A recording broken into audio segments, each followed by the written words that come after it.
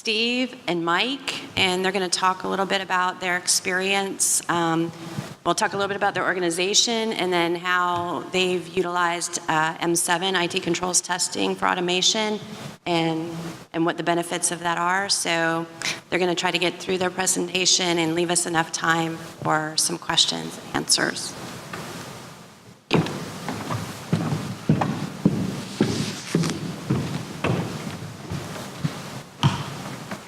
Good morning. My name is Michael Spitz, and I'm the GRC Product Manager for the Depository Trust and Clearing Corporation. I'd just like to thank everybody for making it up to Salon E. When I was asked to do this, I was thinking about like the things that we need to sort of stress about our company, our organization. And if you'd seen David's presentation yesterday, he did a really excellent job of talking about who DTC is and what we do in the industry in terms of settlement and clearance.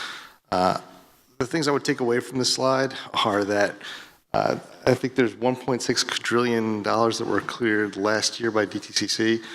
We're a core component of the financial industry, and obviously that brings a lot of regulatory attention, and we need to be at the forefront of managing our risks, understanding what our controls are, and testing those things. So Steve and Sridhar are going to really give a good overview of what they've done in M7 in terms of looking at automating the control testing from an IT perspective. So the way we looked at our program, and I'll rewind the clock a little bit to last year, was we were looking at the GRC program in terms of understanding how we were going to leverage all of the components across the enterprise. And in the short term, we were looking at branding and understanding exactly what the deficiencies in our program were, and looking to get a common taxonomy across the entire organization. And then longer term, we were looking to connect the dots so that we would have this enterprise application in the GRC, leveraging MetricStream solutions, so that we could do reporting and look at the risks and see things across the enterprise. I'm happy to report that the work that our technical team, David is here, the things that his team was able to accomplish, along with Brian, in terms of integrating the M7 release for control testing, and the things that Steve and Sridhar did, were very successful. I'm awfully proud of the work that they've done. What they're going to demonstrate to you is how they've integrated the Selenium tool, and how they've got automated testing and the results come back through MetricStream, and we collect that and use the process risk and control framework to make sure we're aligning it to all of the other control testing that happens within the organization. And Steve, I think that really sort of crystallizes where we've gone with it, and Sridhar as well. But I really want to turn it over to you so that you can actually see the tool and understand exactly what they did, the integration points, and show how that M7 interface is really leveraged to do the reporting, and really it'll be the new direction for a lot of the control testing that we do across the enterprise going forward. So with that, I'll turn it over to Steve. Thank you.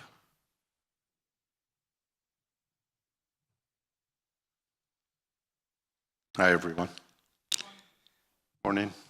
I'm just going to spend about 5 minutes taking you through just the context in which we work as first line of defense. As we've heard from a variety of other people, there are certainly 3 lines of defense. One of the challenges we've had, like so many companies, is getting the first line of defense right. I think we're in a little different position with IT than maybe some of the business first line of defense, but hopefully you'll see what we're talking about. The first thing to go through with you is just to, again, set the stage. Is we have an IT strategy, and one of the key components of the strategy is automation. So there is a concerted effort to apply automation across the board. Certainly MetricStream providing a platform for GRC is one element of that.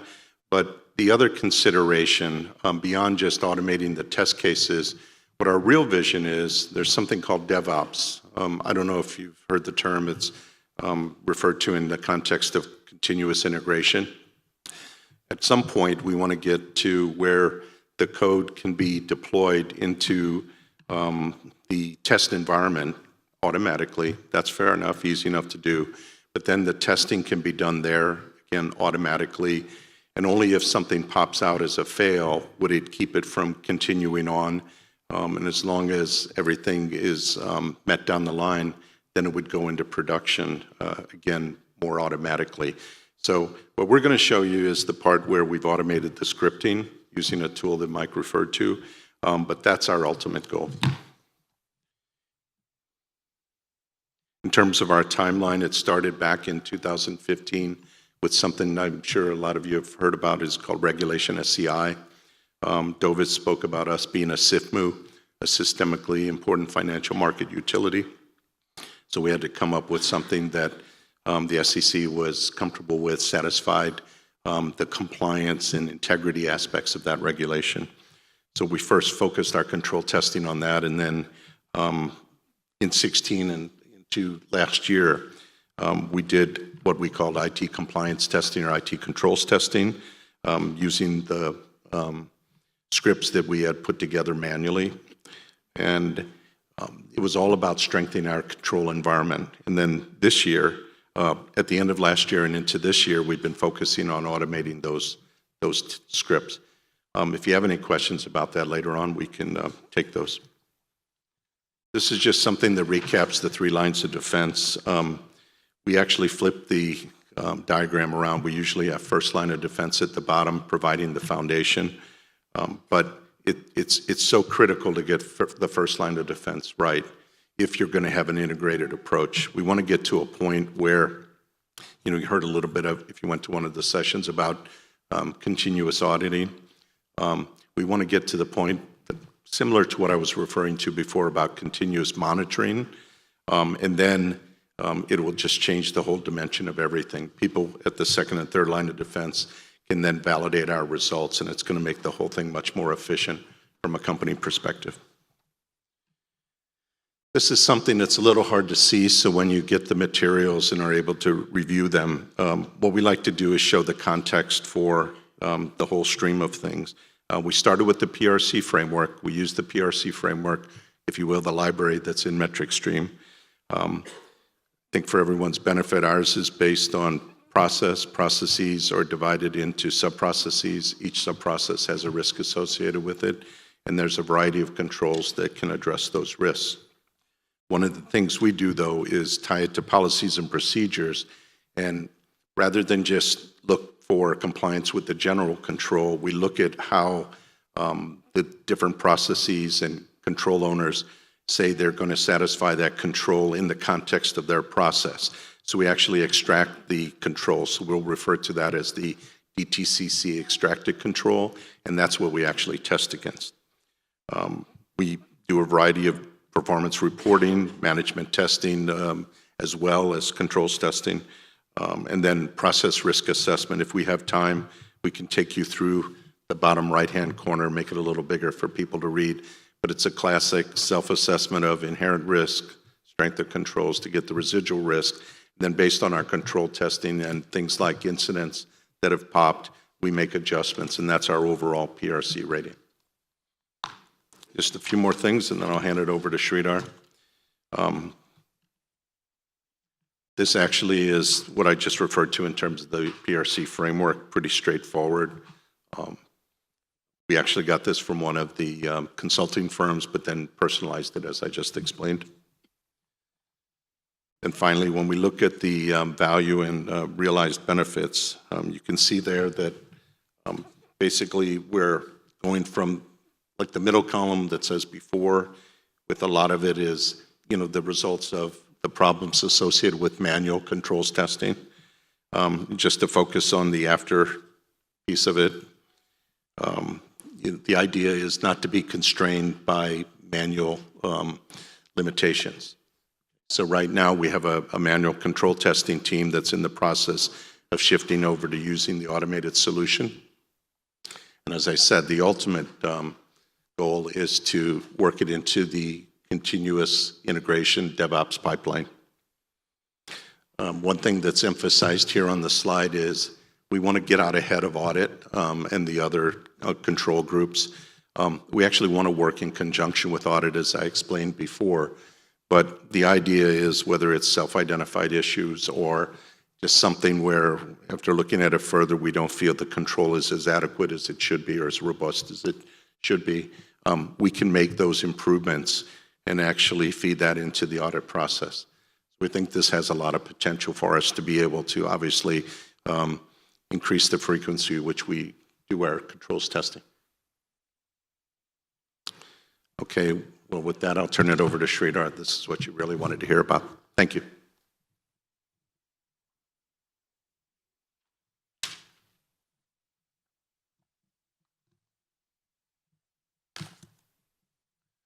Good afternoon, everyone. Thanks, Mike, for the overview. And we are going to see more details about the automation control testing, which mentioned about. So,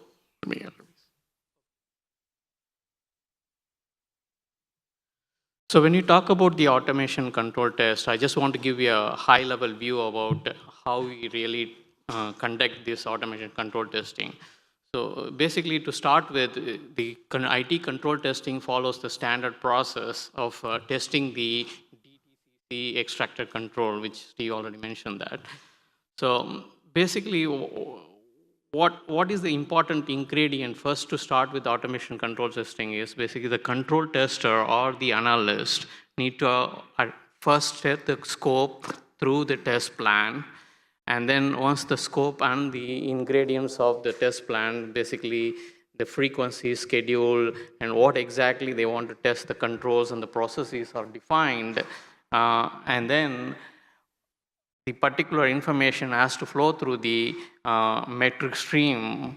Basically, in this case, we use M7, which is a cloud-based application. And what happens there is there's an infolet which get constructed based on the test plan and the task that has been selected. And it goes to the MetricStream box. And from there, it basically reads all those information and determines what kind of controls needs to be tested. And it builds the outbound file to the automation server, which is basically a Selenium server, which we already mentioned that. So the part what we want to understand is there's an integration between the MetricStream and another product, which is the external automation server through the secure FTP process. Okay. So once that is done, the automation server, which is Selenium, takes those scripts and then go after each of the evidence sources. So DTCC may have different products, different underlying control evidences. So through the algorithm, through the scripts that has been written already, it predetermined way of identifying the evidences. So once the evidences are identified, the automation server also fill in the evidence what has been found, and if not found also it documents that results. And the other aspect is when you want to show it to the audit or anybody, you need a proof that evidence has been validated. So the attachment also comes along with that, and it goes back to the automation server again. And from there, the inbound file is formed to the MetricStream server. So that's the step number 6. So once that is done, the results are collated, and then the MetricStream applies those results to the specific task and the specific test plan, so that the analyst and the control tester can get the summary, and then they can look at it whether the control testing has passed. If not passed, what are the reasons behind it? Okay, so that's the whole cycle that I went through in the high level. And subsequent slides, I'm going to showcase like the details of each one of those discussions. Okay. So the first step, as we discussed earlier, we need to define the test plan. Here, what we understand is, Okay. So what we understand is the testing scopes, like what is the process you want to test. We have 29 of applicable processes in the process risk and control framework that we tested already in manual process, and right now we have automated those 29 processes within the automation control process as well. So the scope is defined, the schedule is defined, the frequency at which we want to test is defined, who are the control owners, or who are the process owners, all those details are embedded into this. And most of the information is already there in the GRC library, which will be leveraged for setting the test plan. So once that is done, then the next is assigning the task and also assigning who is going to review those test results as well. So when you look at the next screen here, what it shows is these are behind the scene. The users may not be aware of, I don't know. Okay, so users may not be aware about what is behind the scene, but behind the scene, the system builds the Excel files, scripts, and everything. And if you notice there, the test result fields are already empty, and the subsequent folders will have separate control level informations, and those are FTP'd to the automation server through the secure FTP process. So once it hits the automation server, it takes those files and then it processes it. It understands where it has to go through the go for the evidences. For example, if you need to check for the project's availability in PPM, if you want to check the code in Jira, if you want to check change management or change request in Snow. So all those things are already scripted and pre-built into the system. So once that is done, basically the server goes and takes the evidences and fills that back to the MetricStream. And MetricStream here, what we saw earlier, is basically it fills the test results into the test assignment, and it shows whether the control is passed or failed. And you can see the results here, like one of them has failed. The best part is you can further drill down and understand the more details, what specific control has failed and what is the evidence that we did not get. And even if you get it, what is the incorrect evidences. So if you look at the next screen, you get an attachment as well for each of those controls, providing more details about the control testing aspects as well. So the next slide, it just illustrates the actual control process. We are not deferred from the manual to the automated control process. We follow the same stringent testing. But only benefit here is we eliminated many of the process. We don't need to go and ask for process owners or control owners, give me a log or anything like that. It's all predefined already, okay? So that cuts down our cycle time, as well as it becomes much easier for us to run before any audit or any other required, required nature. And finally, when we get the result, it becomes much easier for us to go back to the process owner and control owners and then validate and verify the results, because we already have the evidences and the details of the control testing. Finally, as Steve pointed out here, the control testing, in fact, helps us to determine our residual risk, first line of defense residual risk. So basic principle of risk assessment is we want to know the inherent risk and strength of control, determining the residual risk. But how, that's pretty much is a self-assessed risk, but how do you really validate the self-assessed risk is based on the control testing. Control testing is one of the parameters. We also look into the events and incidences and what kind of identified issues are there. So with all this factored in, we will find out the first line of defense residual risk, which is reported through the ITPRC dashboard. That completes the presentation. If any questions. Yeah, so before you just ask a question, probably I just wanted to chime in. I'm with Global Services. My name is Raman Shrivastav, MetricStream. Was engaged with DTCC and still engaged. I wanted to congratulate the entire DTCC team And, sorry? Oh, okay, sorry. I would like to congratulate the entire DTCC team. This is the real stuff. If you see all, like, a lot of people I've met, like, in the hallways, they showed interest in this.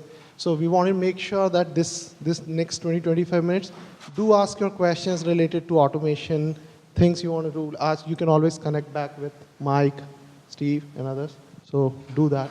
We want to make sure this session, remaining 25 minutes, is very, very interactive. Question for Sridhar.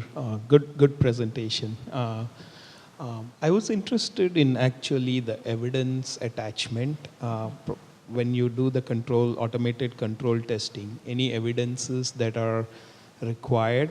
You showed a screenshot there, so that's manually attached, or do they place it in some location and the evidences are collected? Thanks for the question. So basically, evidence is, for example, if you want to validate a policy, is the policy present or not, the control testing script goes after the policy repository and identify the policy, and then it gets attached and then placed in the folder within the application server, and then it passed along to the MetricStream. So that's how we get the actual evidence. In fact, the next level is basically if you want a particular text to be validated, it does go and highlight those texts within the document as well. So we know exactly what evidence we collected. I think the other part of your question was, is it done manually or automatically? So it's done automatically as part of the processing that Selenium does. Again, Selenium is a tool that the consulting firm we worked with, in this case, TCS, provided.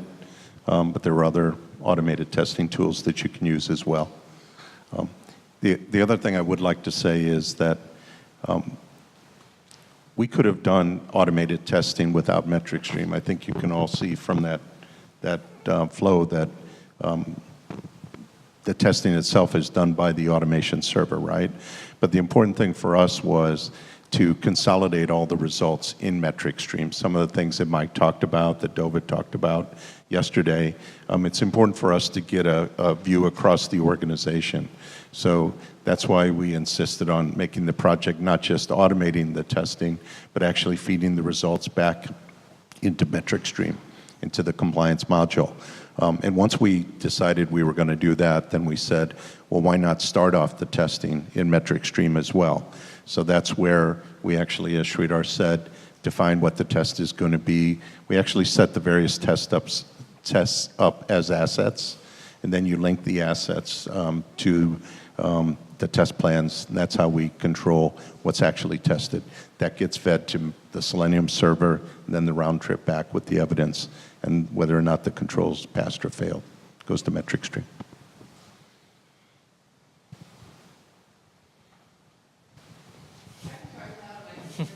Yeah, absolutely. I have two questions, either for Steve or Sridhar. One question is about the test results. So once the tool provides the results, so let's say there's a failed, from a process standpoint, can an analyst go back and override the final result in the system? Or is that a separate analysis that's documented another way? Yes, analysts can override the ratings as well as findings and add more value to that. Actually, that's a part of the review, basically. They need to understand what the automation server has provided the results and also add more value to that. And in case certain manual evidences are already provided, they can override and then change the rating as well. Okay. One more question. In the beginning, so when you set up the test scripts, do you have to change the test scripts each cycle to reflect maybe changes to the period that you're looking at, or is that automated as well? No, actually, once we set up the test cycle, it can be repetitive. We don't need to really again test this unless there is a change that need to be done. It can be a repetitive process. Okay. Right, you're able just re-execute everything Yeah, each site. it gets executed every time, yeah. You can set up the interval on that as well. I don't think my mic's, oh, there it is. You can set up the interval as to how often the test cycle runs. The frequency can be preset or it can be adapt as well. Just to go back to your first question, yes, the analyst can, if you will, add a further interpretation to the results or actually change the results based on, further analysis. Again, I think you've heard from some of the other sessions that might be a place where some artificial intelligence can be applied. So one of the things we've talked about is contextual search. Sridhar alluded to some of that. The other thing is to somehow capture what the analyst is doing and apply that using AI. The whole idea, not just to reduce costs, but to improve efficiency, if you will, is to see how much of this can go on without, through the pipeline without being touched by people, and then setting the flags so that it's almost an exception-driven process as opposed to people having to go in and analyze all the results.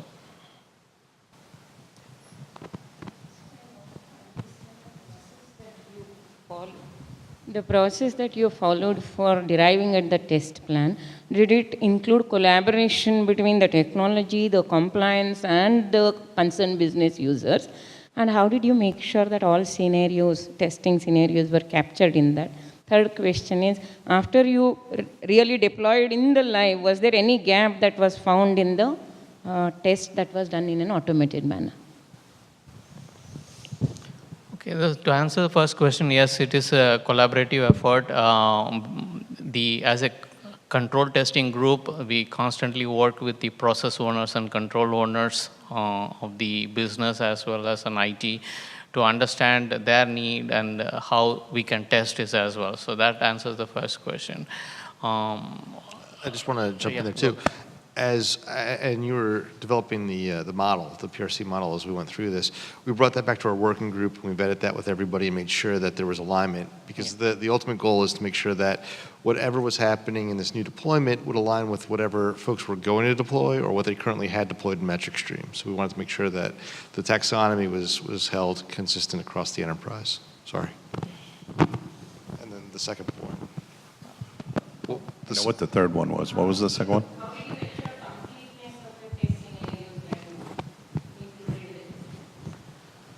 It's basically review with the control owners to understand, because when you first plan test, it's also based on the PRC framework, which we already discussed about it. It outlines all the controls for each of those sub-processes and processes, and then making sure that the DTCC policy procedures cover those control objectives. And that's how we ensure that we also review with the control owners to make sure that it's complete and covering everything. And that also is part of the answer for the third question. We did find some gaps when we reviewed it with the control owners. We found some of those gaps in our manual testing as well. So when we went, again, we first did this manually, and then it was just a matter of automating the manual pieces of it. But we, as Sridhar said, we reviewed the automated testing with the control owners to make sure that the evidence that was being provided really did show that the control was being addressed. Periodically, we're going to go back now, and it depends on the rating of the control, but continue to assess the controls on an annual up to 3-year basis on adequacy. Has anything changed in the environment such that we have to change the way we're testing it?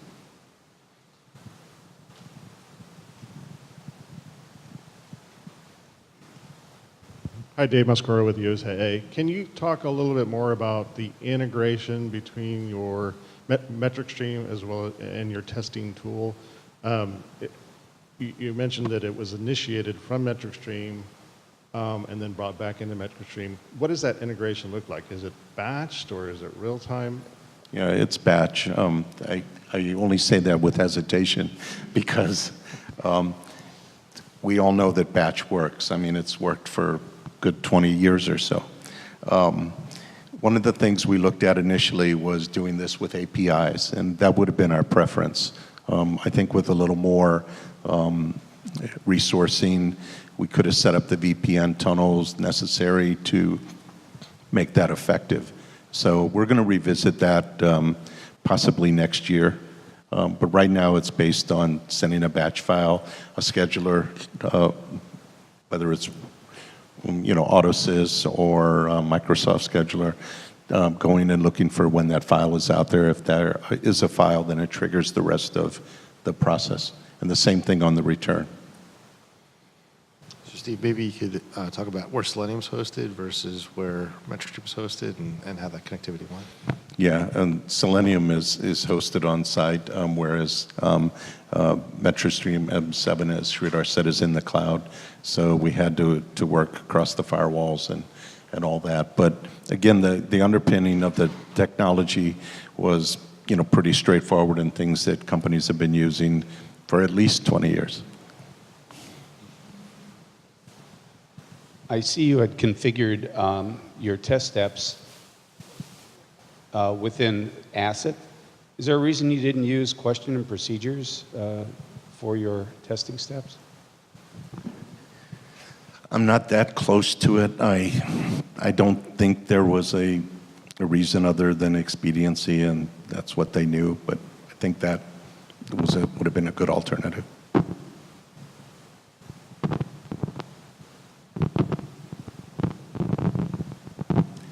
The other thing, and I've been talking to some of the MetricStream folks about it, not to cut out TCS or Selenium for that matter, but the obvious question is, why can't you execute the test scripts directly from MetricStream?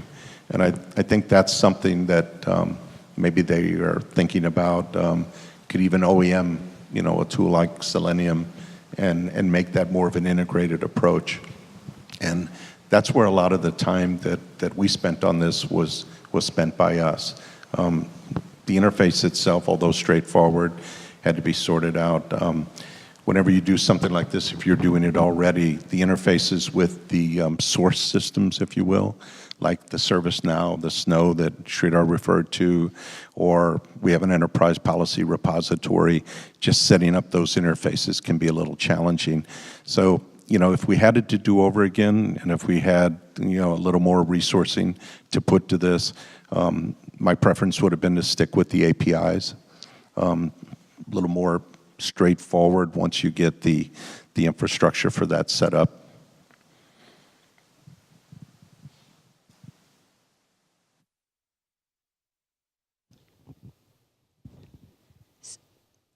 So as you're doing this in the IT world, has there been some thinking about extending this automated control testing beyond IT? And if so, how are you, what kind of criteria are you using to prioritize any other rollout? I know that other groups have seen this, and they're very interested in, especially the automation piece of it. Mm-hmm. And we do have some other testing that occurs in our 6.x version, and they're looking to port over and get involved with this because they obviously see the benefit of having an automated testing control function. We're looking to slot that in the near future, but again, we're just sort of exploring what it would take to move some of this stuff from 6x over to 7, and then I guess for the folks that are across the enterprise, in terms of their availability, and I guess they're not using Selenium per se at this point, so whether or not they adopt Selenium, because that would be an easier path to take, or they want to integrate another automated solution, those are things that we have to sort of map out. And Steve, you showed a slide that had some benefits, and I didn't, have a chance to really put that into context until I heard the rest of the story. So, what has this done to your overall, throughput or control testing efficiency? I can't imagine you've had to shrink it. You must have shrunk it from weeks to hours. I mean, almost, Yeah. right? And that's what we show on there. I think we talk about days and weeks going to hours, if you will. There's been some rationalization of the control testing team. Having said that, though, and there's so much we can tell you about this, but once you automate something, then if there's a change in the evidence that can satisfy the control, obviously you have to update the automation. So we're actually replacing some of the manual control testing resource with development resource in order to do that. We put in a new system delivery process that's based on controls versus the typical SDLC. And so this has allowed us to automate the testing in terms of adherence to that process. But one of the things along the same lines that we want to do is there's usually multiple ways to meet a control, especially in the system development space. So we've typically suggested one, and we've automated that one. But teams are pretty creative. They're always looking for a better way to do it. As long as they adhere to the control, then we're willing to accept that as evidence. So now, once that is sanctioned as a certified control or a way to address the control, then we have to update the automation to look for that as well.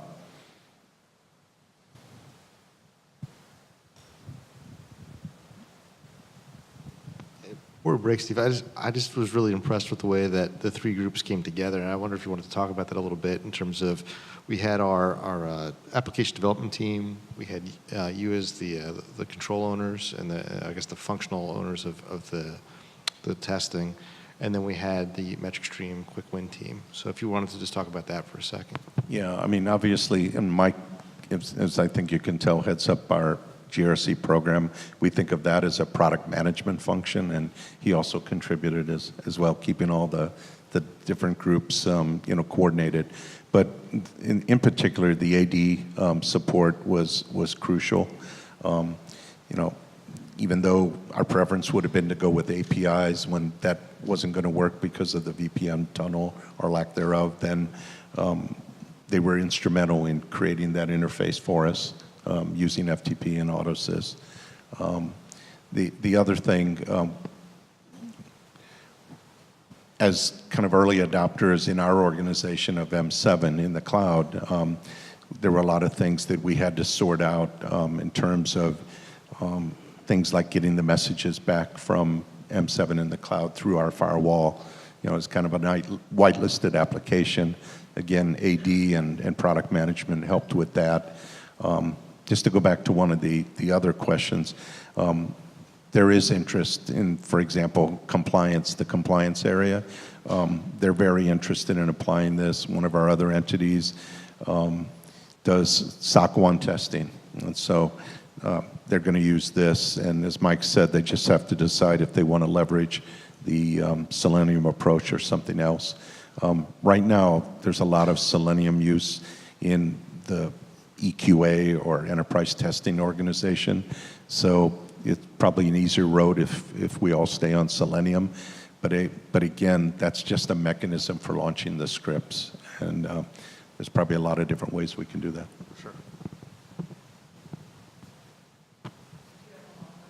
Sure. Such a great story. So what's audit's view? So the third line of defense comes in, and they had to have had some kind of learning process. And tell us a little bit about how you got them comfortable with what you were doing in the second line. I have a more humorous approach to that, Mike, but you might want to get Mike's answer first. No, go ahead. So one of the things that we're pushing for from our first line of defense position, okay, and again, we know where we sit in this thing. Okay, so the most important one is the objective, assessment that audit does, for sure. But since we've been able to tie our testing to the framework into the PRC library, we're basically advocating, I think you see where I'm going with this, that the second and third line of defense, it's only fair that they put their tests in the library as well. And to the extent that they're aligned, then what we're testing and we're confident with at a first line of defense level, then we shouldn't get any surprises, when second or third line of defense look at it. But right now, and it's probably the same in your organizations, and this is the only funny part about it, at least funny to me, it's kind of a special prosecutor type approach. Like once they get in there, they can go wherever they want. Okay, and we're never going to, and maybe we shouldn't, keep them from doing that. I mean, it's one thing to make sure that we have the controls satisfied, but what that does, and then the support, if you will, needed for that, as well as the value generated from their approaches. How can we make our processes more robust? So we've gotten to a point where, make sure that you're not judging us on something from a control perspective that we haven't already been aware of and looked at. But fair enough, you're going to look for how can we make the processes more robust. I was nervous, but I'm okay now. There's other jokes too, but we don't have time. I think what the other control functions are going to enjoy about this is that they're going to have the ability to do the reporting against it. And so I think they haven't yet connected their processes, the risks, their controls to the information that Steve's group has available, but that will be coming along shortly. So I think that from an enterprise-wide view of control testing, I think that's the next thing that comes up. So there's one other thing. I don't even want to be in the control testing business, okay? There's a lot of other things our process risk and control group does, foundationally for IT, but it is an important role. But once we automate it, then the idea is for the practitioners to actually run the tests themselves, even if it's not part of the DevOps pipeline. And it takes out the subjectivity. It's like when they do their inherent risk and strength and controls assessment anyway, to come up with their version of a residual risk, then we check it. As long as the control tests are being done automatically, and we've all looked and seen what kind of evidence is required, then it really doesn't matter if they execute them or if we execute them. So that's going to be a big benefit for us as well.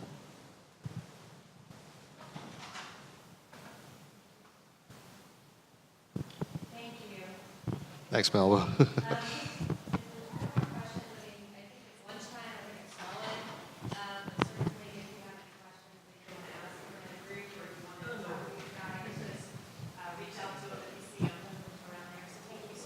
Thanks everybody. Thank you. Thank you.